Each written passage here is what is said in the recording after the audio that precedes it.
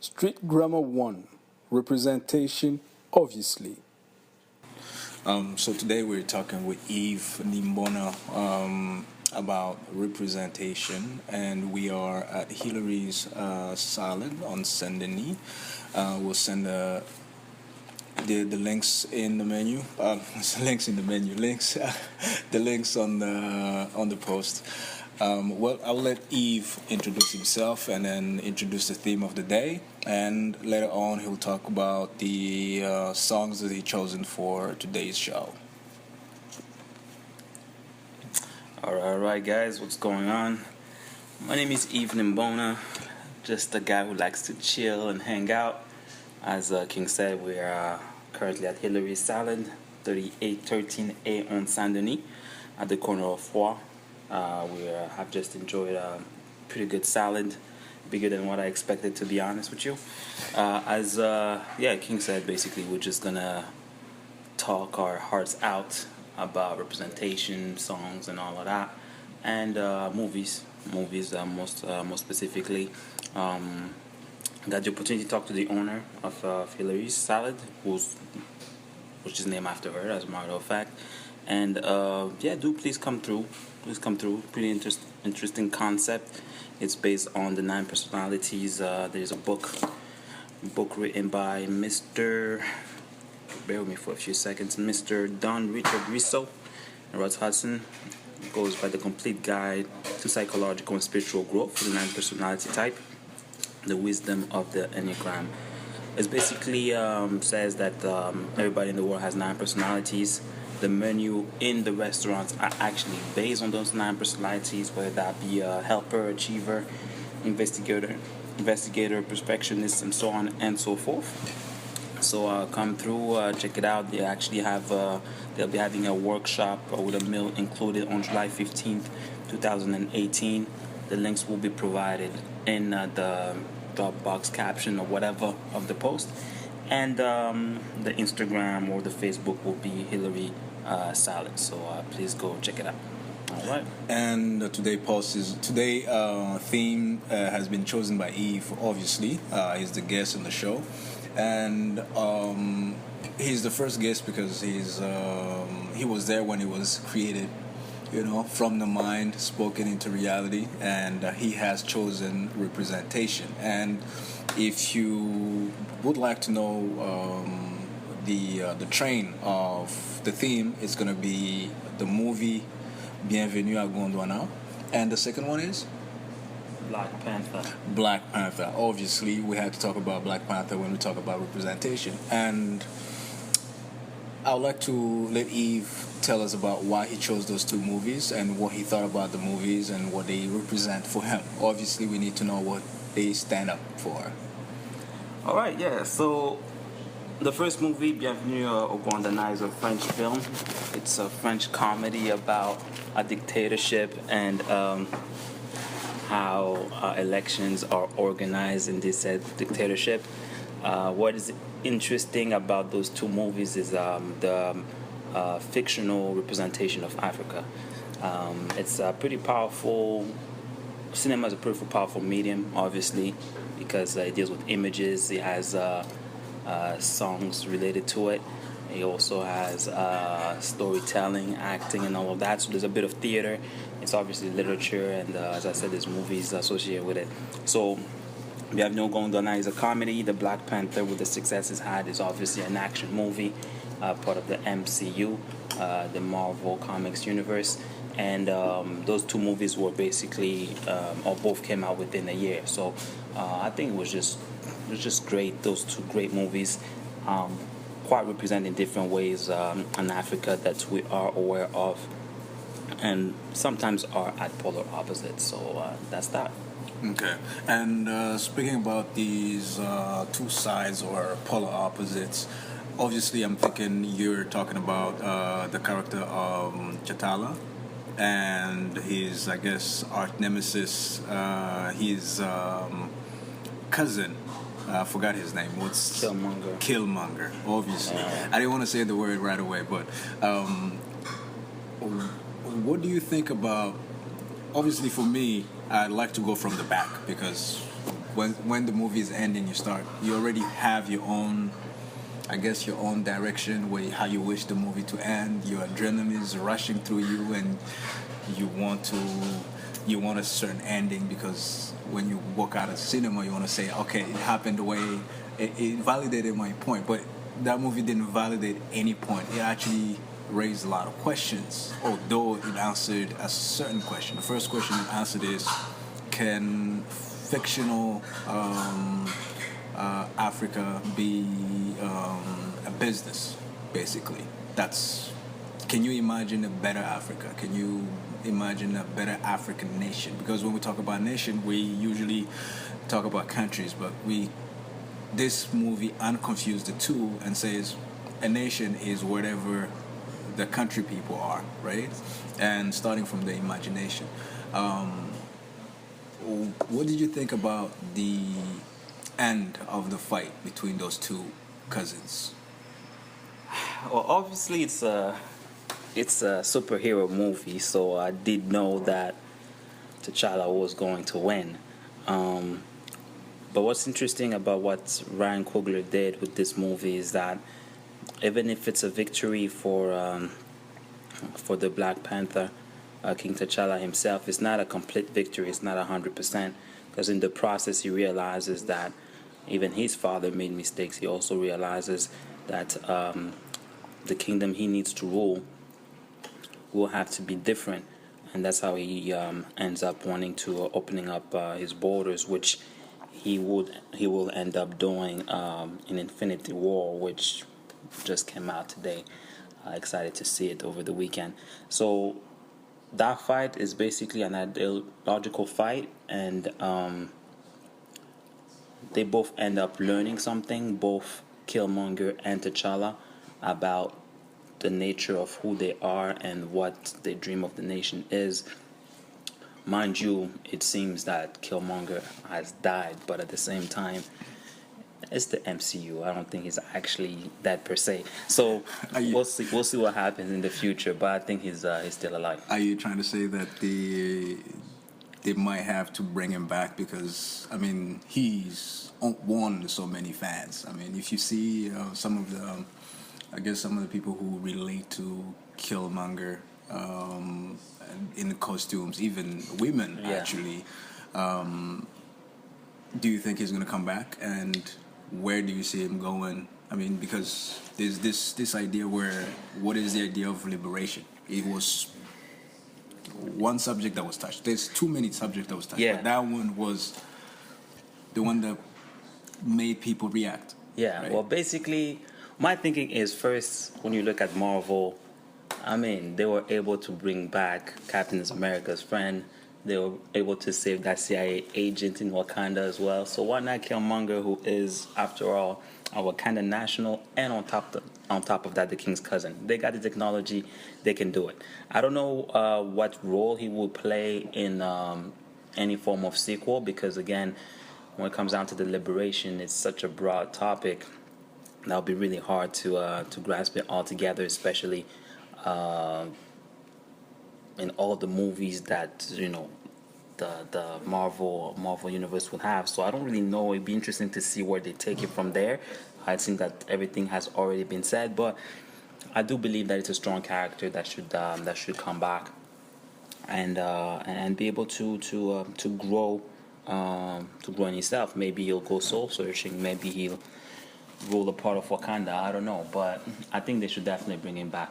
The one thing about this movie is that, as I said, it's a action movie, but it was different in the sense that it brought forward a lot of ideas, a lot of concepts that are not necessarily there when it comes down to those type of movies. And on top of that, it just so happened that the cast was mostly black.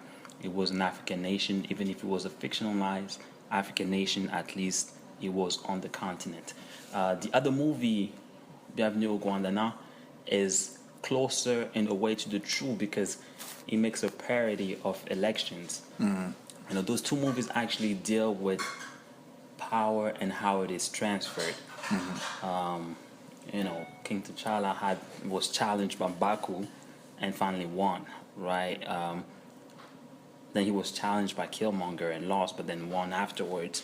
And Bienvenue au Gondwana, which is a comedy, it's about a dictator who is sort of obliged to organize elections, but at the same time, those elections are not democratic or free or anything like that.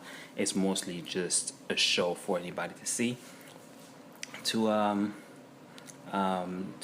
make sure that the world he is within the world working with those rules, but in a way he's breaking them.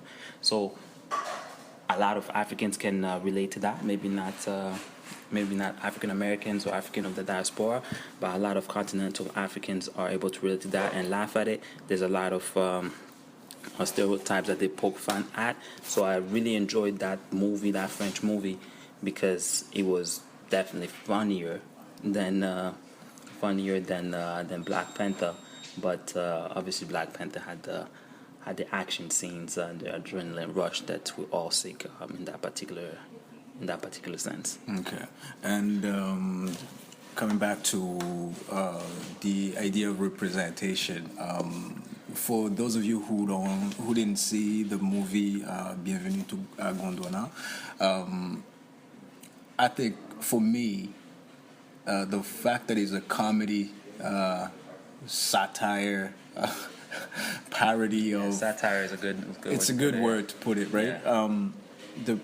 What stuck with me is the two main characters, the driver and the security. The president. I don't know if we can actually say he was security. They were just the president's man, right, on the street. One was a driver, the other was security, and these two guys actually play in other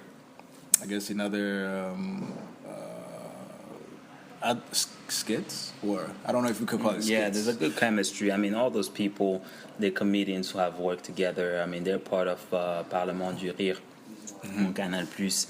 The one who produced and wrote the script for Bienvenue au Gondwana, if I'm not mistaken, is Maman, and the driver and the security guard that King is mentioning is actually Digbert Cravat and Michel Gou. So basically, those two people are fairly known in the world of comedy in Africa. So you can see a good chemistry, and that's what I like about those two movies: the chemistry between the actors and the producer. I mean, you can see it in Black Panther with Ryan Coogler and Michael B. Jordan. Obviously, it was their third movie together, so they're really a good pair, and you see it in the storytelling as well. So same with Bienvenue au Gondwana, the storytelling is great and it meshes together.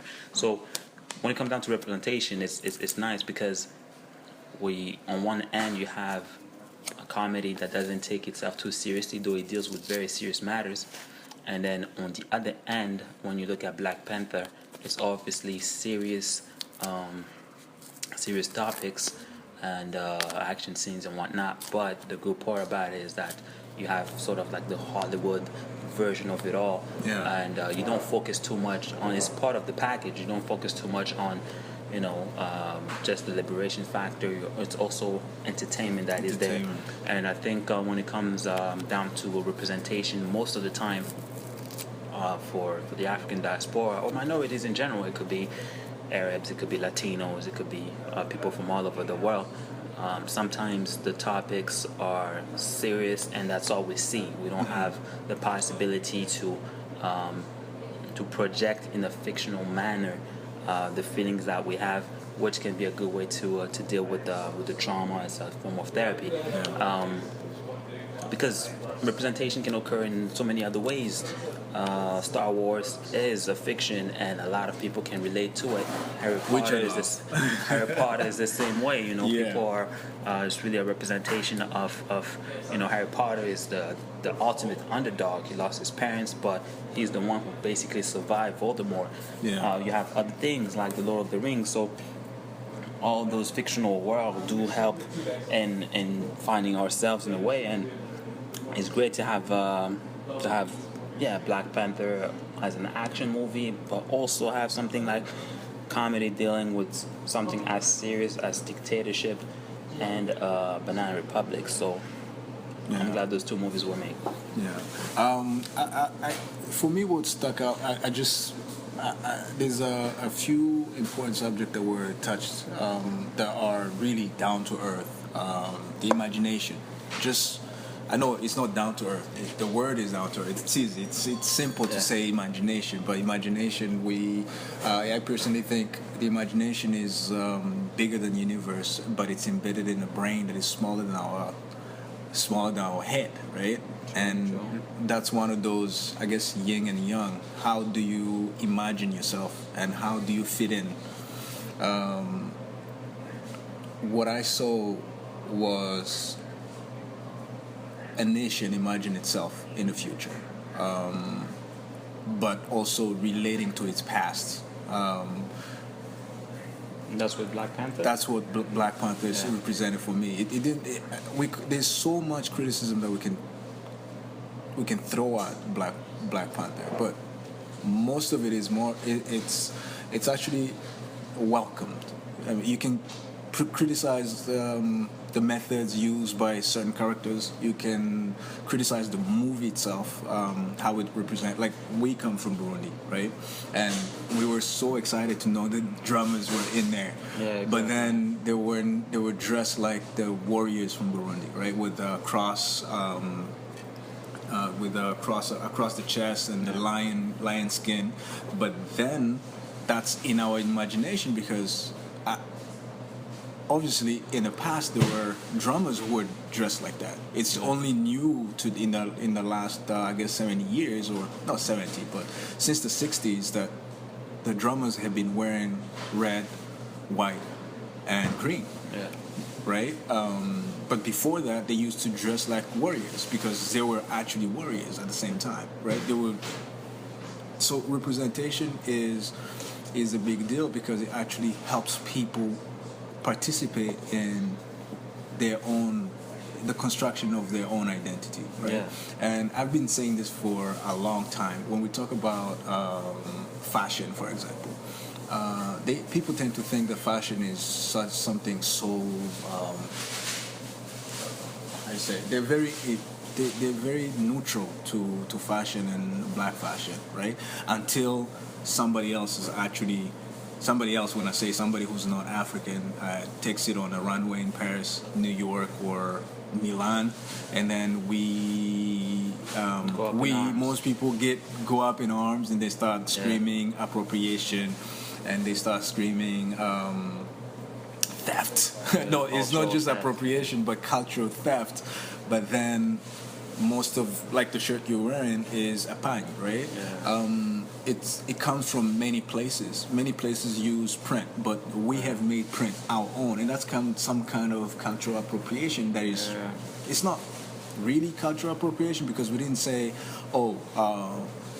we invented this and we actually stop other people from actually profiting from it. We just say it's ours, right? Because we have print. Malaysia has print, same methods, ancient method of using indigo and dye, and using the sun, and using twisting, stuff like that. But now the world think actually printing came from Africa, but it didn't, right? Yeah. So I had this conversation about people saying, "Oh, that's African." No, yeah, that could be African, or that is African, but it's one part of it, right?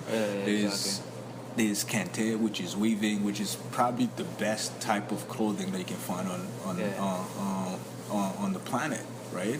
But there's also wool. And then when you look at the costumes, that's what I want to talk about, right? Because I make the relationship between the costumes and les sapeurs, for example, right? If people are allowed to imagine their own identity and create it, right? Yeah. Actually, let me scratch that. If people allow themselves to imagine themselves, right? Like, you have to allow yourself to imagine yourself, not always be reactive, right? And that's what Black Panther did for me. It says, okay, it validates all my point. I didn't even worry about who is the hero or the anti-hero, because for me, they're both heroes, because when it comes to representation, it's always about being a participant, You know, for sure. representation equals participation for me. If you don't participate, there's no representation. Yeah. So you have to participate. You have to make mistakes. You have to allow yourself to grow. Right? Yeah, I mean, yeah, go ahead. Go ahead. So basically, the one thing though that people often get it wrong is that identity is not something that is just stuck in time. Yeah. You know, it's never stuck in time. It's never stuck in time or space. It's so fluid that you get to sometimes just have to allow it to be. And there's so many restrictions, whether it's through society or old timers and so on and so forth, that I think it's important what you said, where you have to allow yourself to see a little bit forward. I think it was Albert Einstein who said that imagination is more important than knowledge, because imagination, you can basically go anywhere, you can reinvent the world, whereas knowledge, you just basically go with the reality of everything.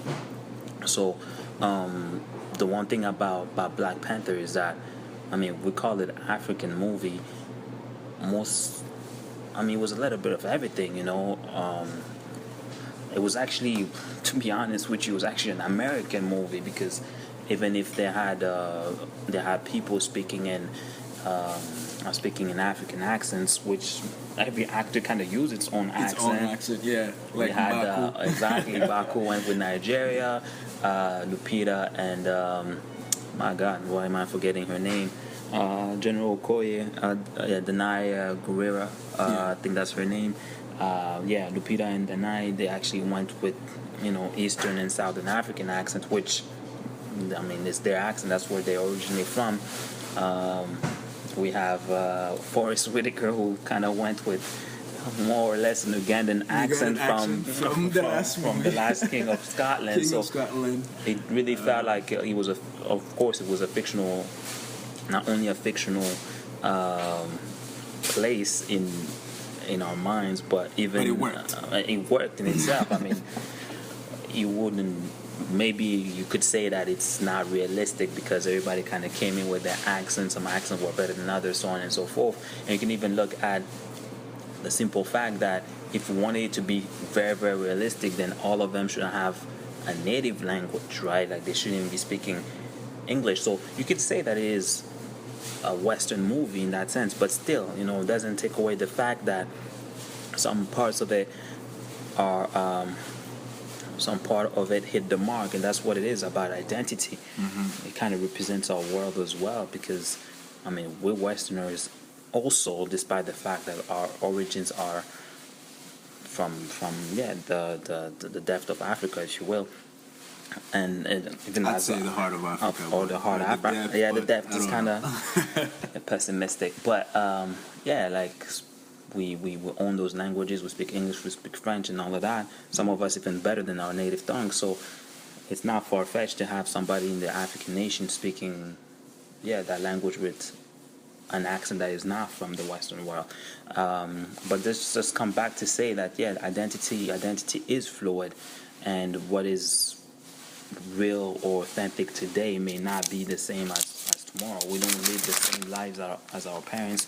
We don't live the same lives as our peers. So the idea of being able to think and reinvent ourselves is very important. And unfortunately, minorities are not really allowed to do that when they grow up or when they get old or anything like that. And this just comes down to the power dynamics of the world. But nonetheless, without getting into other deeper thoughts or topics or anything like that, just to summarize and conclude that if we're able to have different types of movies like that, whether it's in a comedy genre, action movie, a thriller, or anything else with black actors speaking different accents, different languages, I think it can only be positive, and no art is perfect. No art is perfect, and it's a great challenge to go for, but I think the challenge is worthwhile. So that's really why I appreciate those two movies, despite the fact that they're not perfect in that sense, but still. So before we go back to the question of identity, I just wanted to check if you noticed something that was not present or represented in Bienvenue au Gondwana. They talk about dictatorship and I guess the democratic theater. That's something that has to be respected and done according to the rules, right? But as I rewatched the movie, I realized that you don't actually see the dictator, right? Exactly. That's That the was funny, right? That's the important part. Yeah, exactly. And you can still actually speak about this without demonizing one personality. Exactly. Right? I think it was made on purpose that we don't even see the dictator because it's more or less an idea out there, you know. So the criticism is even bigger in the way that you're not fighting a person, you know, you're fighting a system and idea of a system of politics. So I think they actually did it good to not include a specific person. The only connection that we see are his children. At some point, his son is supposed to represent him, and we see that even the son is a guy who's totally disconnected from the country realities. But unfortunately, that's how it is sometimes. But yeah, that's a very good point to make. Where we don't see any of that. We don't see any of that. But actually, to segue into the power dynamics and the power dynamics that come in when there's a lack of authority, or the authority has to be passed on to other people. And that's really what it is with Black Panther. The father passed away, so now a new generation has to step up and create something of their own. Yeah. And there are other factors, and unfortunately, it doesn't always allow you to do that. But that's literally, again, it's part of it. So that's literally what the identity is. Like every generation has to sort of kind of pick up what the other left off with the mistakes that they made or the great things that they did, and sort of create your own.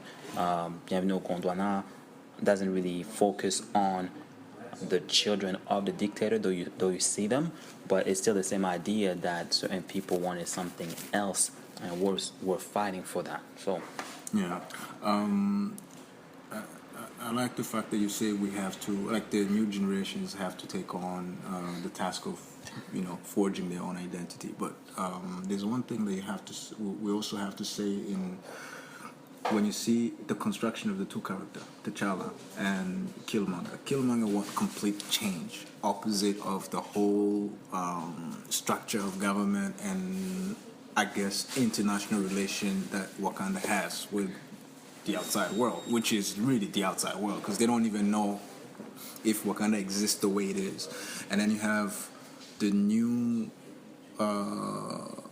king, who actually is stuck between both worlds and wants to make, I guess, his father happy by creating a certain element of continuity, which he actually appears to be doing well, because you can see that he believes in history of Wakanda. He believes in certain goodness of staying discreet, but he has been convinced by everyone around him, the young people, obviously, because his sister wants to teach science, but you have the general who really doesn't implicate herself in politics, but still wants the world to favor his new king, but she has to follow, I guess, the second new king. But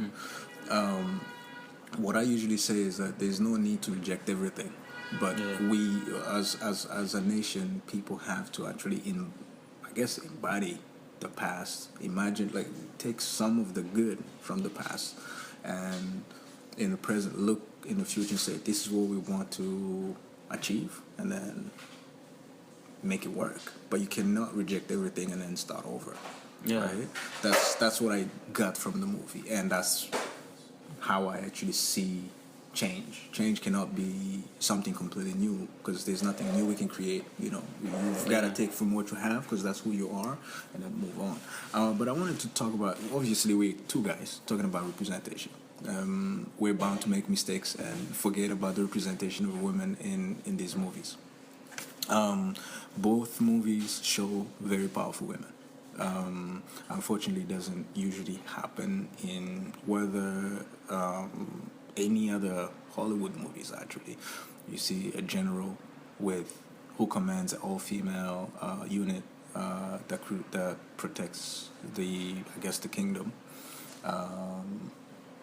You have international spy who exactly. who actually has, I guess, a certain element of control over the male main character by, I guess, their intimate relationship they have. But I want to talk about the fact that the movie used mostly Americans of African origins, and how some of them didn't. We don't even know if that's an accent they made up or that's their real accent, because I've heard Lupita speak. It's slightly different, but it's not really different, right? I mean, you have your own accent, but me personally, I have a different bunch of accent, kind of like schizophrenic. When I'm speaking to a French person from France, I tend to match. And I think it all comes down to the fluidity of your identity. It's not always just you, it's also who you speak with, it's also who you're with. Not to say that people become different, it's not a 180 altogether, but depending on your surroundings, you may pick up on another aspect of yourself, of your being. The one thing though, again, it's acting, so hey, maybe they just figured, for the purpose of acting, I'm going to use this accent and so on and so forth. I wouldn't be able to speak on that specifically, but at the end of the day, the one thing is that it's supposed to be, it's a movie, right? It's fiction, it's imagination, and people will take it however it comes. Not only is the perspective of the author when it comes down to a work of art, but it's also whoever watches, whoever reads. Yeah. I mean, you can pick up a book and you'll see something different. I'll see something different. We won't even remember the same chapters, maybe. Mostly. I mean, I've heard criticism of. I've heard criticism of Black Panther. Again, people saying that the movie was made for continental Africans, and other people saying that it was made for African Americans, and there's that debate going on. I think that, me personally, I'd say, well, it's still a Western movie. If an African screenwriter had He did well, though. He did well in Africa, though. No, I mean, I'm not saying it's a bad thing. I'm just saying that depending on who writes the story, there's also a perspective. Ryan Coogler is from California, and that's why you see Auckland in it. Maybe if Black Panther had been written by an African screenwriter, maybe it would have been totally different. Maybe it wouldn't have been. Maybe Killmonger wouldn't have had such a big role. Yeah. Maybe the rebellion would have come from the friend Wakabi. Right, because there was tension there. He was the supporter of the rebellion because he actually believed in. Yeah, so Killmonger in that particular case was the one leading that rebellion, but maybe in a different setting, it could have been somebody else.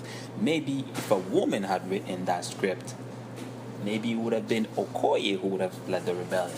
Yeah. Or somebody else from the guard.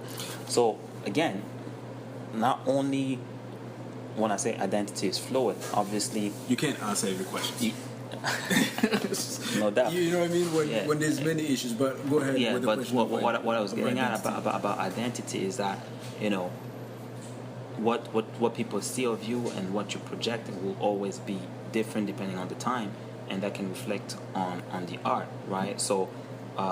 The idea that if it had been a woman, it would have been written differently. If it had been an African, maybe from South Africa, it would have been written differently. Yeah. If it was an Ethiopian instead of maybe or a Senegalese, it would have been different. I mean, we're all talking about Africa in that sense, but again, everything happens in 2 hours, right? But then again, it's hard to fit in. Yeah, I'm not saying it's bad at all. The way that Ryan Coogler did it, I think it's an amazing movie. All I'm getting at is that. Because the identities are not something set in stone. As a matter of fact, it could have been even totally different if somebody from, 2 generations ago had written the movie and then they did another one, because that's also there. It's not just a matter of space, it's also a matter of time. So when I say identity is fluid, it's not just on a personal level, also goes down to a more general level. And the idea of representation, for me, is that we are able to see the huge spectrum of it. Yeah. Right, and I think the one way to go about that is allowing, that representation to flow in through a lot of genres, and the representation of Gondwana and that comedy of Africa is not necessarily the same of when you compare it to Wakanda and Black Panther. No. But still, there's something I connect to in both instances, and maybe what I would need is a movie like a thriller, like a crime thriller, or like something Get Out, super realistic, or Get Out, the African version. You know what I mean? It's like you just touch upon something else, and you just see different facets, aspects of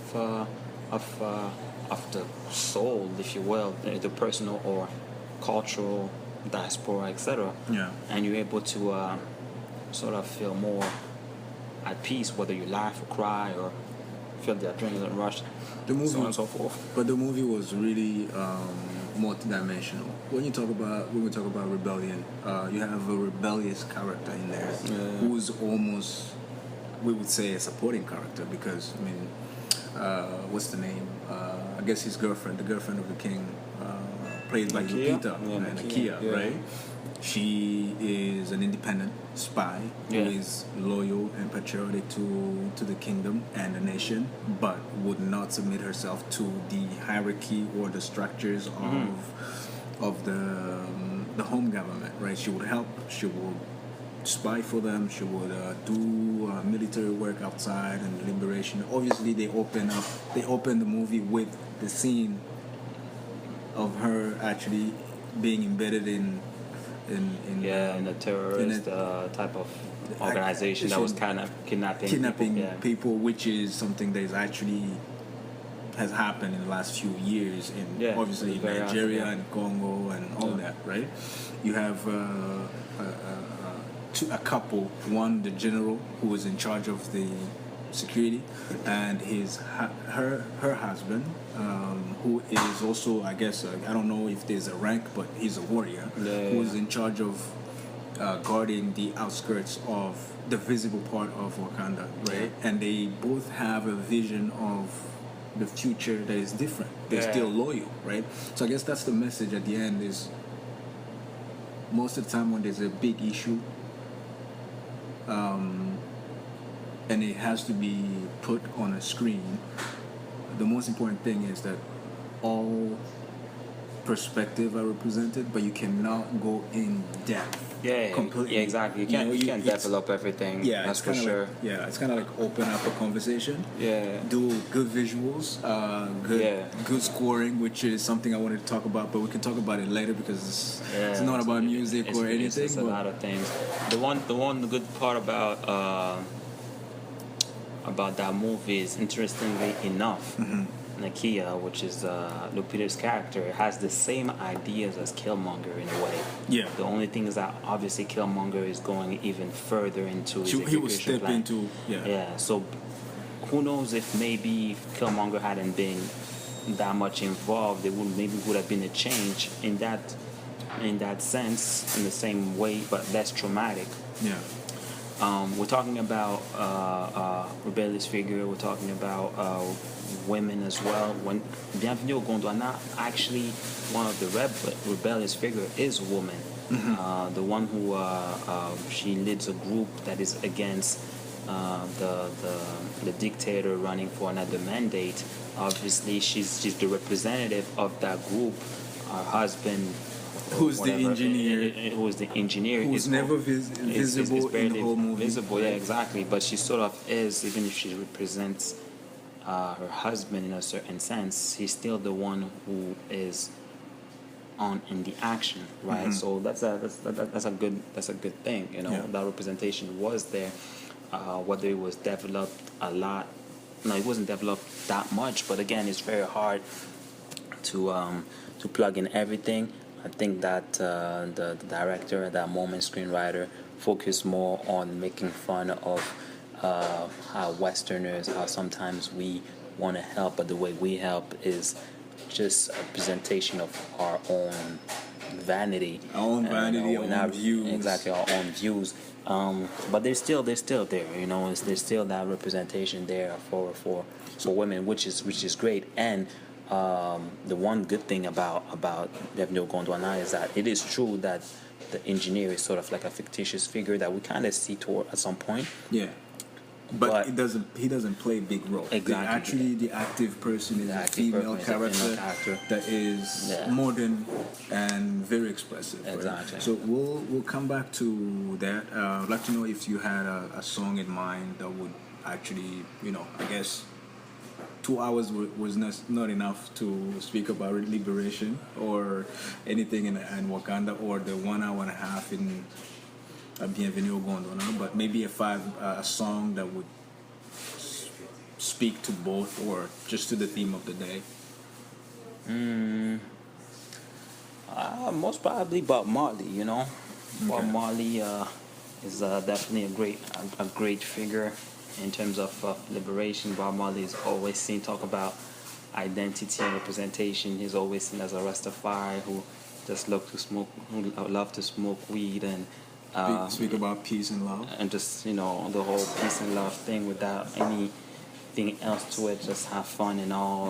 Life is good. But no, Bob Marley Redemption Song, for example, is a very, very powerful song. He says, don't worry about atomic energy. Nobody cannot stop the time.